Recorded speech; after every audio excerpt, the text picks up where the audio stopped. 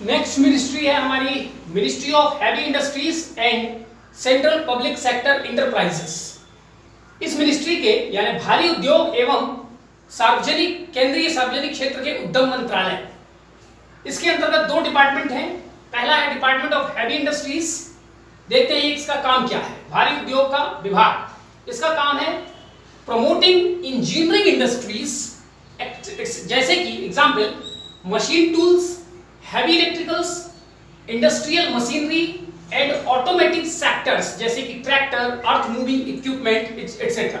कुल मिला के भारी उद्योग विभाग का काम भारत में विभिन्न प्रकार के उद्योगों, ट्रांसपोर्ट, ऑटो सेक्टर आदि के लिए जो भारी भारी मशीनें बनती हैं उन मशीनों को प्रोत्साहित करना, उनके लिए नीति नियम कानून बनाना इस जो है डिपार्टमेंट का काम है। इसके अंदर जो है CPSE under department of heavy industries, यानी इस डिपार्टमेंट के अंतर्गत काम करने वाली जो सेंट्रल पब्लिक सेक्टर यूनिट्स हैं उनकी संख्या है 31, लेकिन उनमें से हम 10 को ही देखेंगे, सारे 31 को देखना जरूरी नहीं है।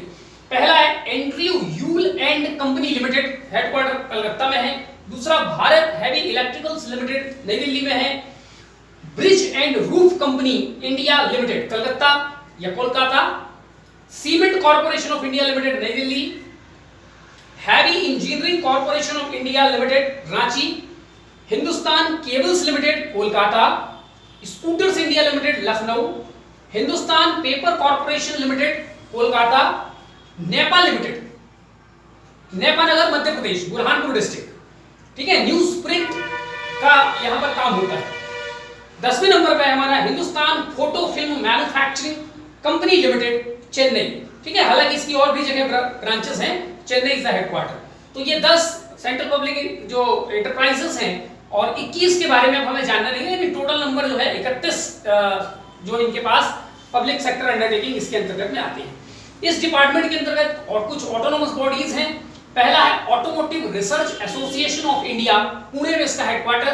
दूसरा fleet control research institute, Palakkad, Kerala में। Central manufacturing technology institute, Bengaluru. ये 3 इंपॉर्टेंट जो है इसके ऑटोनोमस बॉडीज, और भी हैं लेकिन ये 3 इंपॉर्टेंट है। ठीक है, तो ये जो ministry of heavy industries and CPSE है उसका एक डिपार्टमेंट हमने कंप्लीट कर लिया। दूसरा डिपार्टमेंट देखते हैं, department of central public sector enterprises. क्या फंक्शन है इसका? इसका फंक्शन है कि भारत सरकार की जो पब्लिक सेक्टर कंपनीज हैं उन कंपनीज के लिए नीति बनाना, उनका सर्वे करना और इन कंपनियों के लिए महारत्न, नवरत्न और मिनी रत्न जैसी स्कीम लॉन्च करना। ठीक है, तो वर्तमान में भारत में 257 सेंट्रल गवर्नमेंट की पब्लिक सेक्टर इंटरप्राइजेस हैं, 257। उनमें से 8 जो है वो महारत्न दर्जे की हैं, 16 नवरत्न दर्जे की हैं और 74 मिनी रत्न दर्जे की हैं। तो इस प्रकार से अगर आप टोटल कर लें इनको तो ये आपका 98 तो इन 3 कैटेगरी में हो जाते हैं और 257 में से 98 आप माइनस कर देंगे तो जो भी आंकड़ा आएगा 150 के आसपास, तो वो आंकड़ा जो आएगा वो ऐसे सेंट्रल पब्लिक सेक्टर अंडरटेकिंग है जिनको कोई दर्जा नहीं दिया गया है लेकिन वो सेंट्रल गवर्नमेंट की जो कंपनियां के रूप में काम करती है। ठीक है, अब ये मिनी रत्न भी 2 प्रकार के होते हैं, एक कैटेगरी 1 और दूसरा कैटेगरी 2। तो मिनी रत्न कंपनी जो कैटेगरी 1 है उनकी संख्या 61 और कैटेगरी 2 उनकी संख्या 13, कुल मिला के 74। ठीक है, तो ये 3 इंपॉर्टेंट काम तो सेंट्रल पब्लिक सेक्टर अंडरटेकिंग का के बारे में ये जो 3 काम है ये इस डिपार्टमेंट के द्वारा देखा जाता है। ठीक है, तो total number of operating central public sector undertakings या पब्लिक सेक्टर का जो इंटरप्राइजेस है वो 257 है इस समय भारत में। ठीक है, सेंट्रल गवर्नमेंट की, इसके अलावा स्टेट गवर्नमेंट की भी अपनी अपनी PSUs होती है। अभी हम यहाँ पर सेंट्रल गवर्नमेंट की बात कर रहे हैं। ठीक है, इसी के साथ हमारा ये वाला मिनिस्ट्री का जो एक ओवरव्यू था ये कंप्लीट हो जाता है। अब हम देखते हैं ministry of chemicals and fertilizers, रसायन एवं उर्वरक उद्योग। ये जो मिनिस्ट्री है इसके 3 डिपार्टमेंट है। Department of chemicals and petrochemicals माने रसायन और पेट्रो रसायन विभाग। दूसरा डिपार्टमेंट ऑफ फर्टिलाइजर्स माने उर्वरक विभाग और तीसरा डिपार्टमेंट ऑफ फार्मास्यूटिकल माने औषधि विभाग। तो ये 3 विभाग है इसके। कुल मिला के ये मिनिस्ट्री हम अलग अलग डिपार्टमेंट का काम नहीं देखेंगे, हम ओवरऑल देखेंगे कि ये जो मिनिस्ट्री है ये करती क्या है। तो इट रेगुलेट्स फॉलोइंग मैटर्स, ये जो नीचे हम लोगों ने जो मैटर लिखे हैं उससे रिलेटेड नियम कानून पॉलिसीज बनाना इस मिनिस्ट्री का काम है। देखते हैं क्या क्या। ड्रग्स एंड फार्मास्यूटिकल्स, ठीक है। औषधियां, ड्रग्स और फार्मास्यूटिकल में अंतर यह है कि ड्रग्स जो होते हैं वो नेचुरल होते हैं और जो फार्मास्यूटिकल माने जो सिंथेटिक लेबोरेटरीज में बनाए जाते हैं। दोनों का हिंदी में मतलब निकलता है औषधि, ठीक है। या हम इसको कह सकते हैं ड्रग्स यानी औषधि और फार्मास्यूटिकल्स माने दवा, दवाइयां। तो औषधि एवं दवाइयां, तो ड्रग्स और फार्मास्यूटिकल में क्या अंतर है समझ में आ गया। चलिए फिर दूसरे नंबर पर इंसेक्टिसाइड्स, कीटनाशक। तो कीटनाशकों के लिए नियम कानून बनाना, कौन सा कीटनाशक देश में मान्य होगा कौन सा नहीं होगा, ये सब इस मिनिस्ट्री का काम है। तीसरे नंबर पर मोलेसेस, मोलेसेस माने जो गन्ना का जो खोई निकलता है जिससे हम अल्कोहल बनाते हैं, ठीक है। और अल्कोहल में एथेनॉल ब्लेंडिंग प्रोग्राम में हम उसका उपयोग करते हैं। तो मोलेसेस, अल्कोहल, डाइज, डाइज माने रंजक, कपड़े वपड़े इत्यादि या और भी चीजों को रंगने के जो काम में आते हैं उसको डाइज बोलते हैं, ठीक है।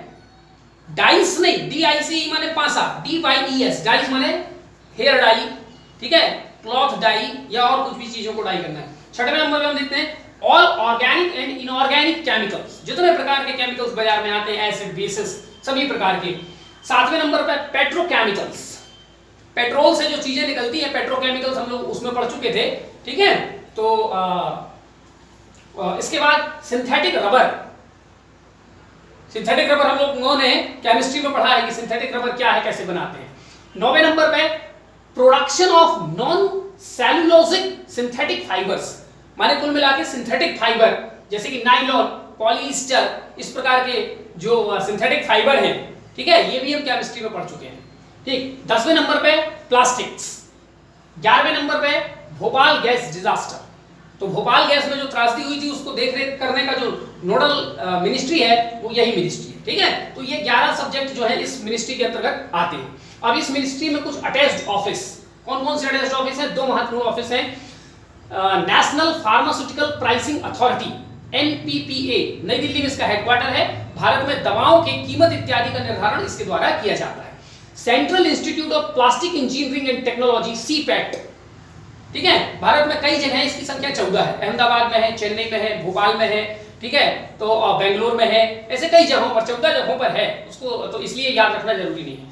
अब इस मिनिस्ट्री के अंतर्गत जो आने वाले पब्लिक सेक्टर अंडरटेकिंग है उनमें से हैं तो बहुत, हम 5 महत्वपूर्ण पब्लिक सेक्टर अंडरटेकिंग को देखेंगे। पहला Bengal chemicals and pharmaceuticals limited, Calcutta में है। Brahmaputra valley fertilizer corporation limited, Namrup में है। Rashtriya chemicals and fertilizers limited, Mumbai. National fertilizer limited, Noida. और हिंदुस्तान एंटीबायोटिक्स लिमिटेड, पिंपरी, हिमाचल प्रदेश में, ठीक है। तो ये 5 हो गए। अब हम देखते हैं कि इस मिनिस्ट्री से जुड़े हुए कुछ अन्य कोऑपरेटिव सोसाइटीज हैं, ठीक है। हालांकि इसके पहले हम फर्टिलाइजर में उनको पढ़ चुके हैं। चलिए, Indian farmers fertilizer cooperative, short में इसको बोलते हैं इफको, इसका हेडक्वार्टर नई दिल्ली में है। दूसरे नंबर पे है कृषक भारती कोऑपरेटिव लिमिटेड, शॉर्ट में इसको बोलते हैं कृभको, और ये इसका हेडक्वार्टर नोएडा में है। इन दोनों के बारे में डिटेल हम जब फर्टिलाइजर पढ़ रहे थे तो पढ़ चुके हैं, आपको याद होगा। नहीं होगा तो आप पुरानी वीडियोस देखिए, उसमें इनका सारा डिटेल्स दिया हुआ है, ठीक है। अब इस मिनिस्ट्री के अंतर्गत कुछ इंटरनेशनल कन्वेंशन है। भारत ने इन 3 कन्वेंशन पर दस्तखत किए हैं। हिंदी में कन्वेंशन को बोलते हैं अभिशमय, ठीक है।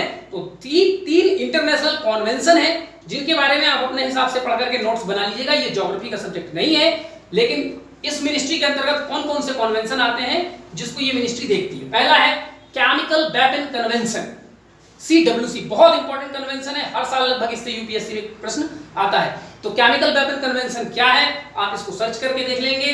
इसका हेडक्वार्टर कहाँ है, ये कब आया, भारत ने इस पे दस्तखत किया है या नहीं किया, ऑब्वियसली किया है, तीनों पे किया है।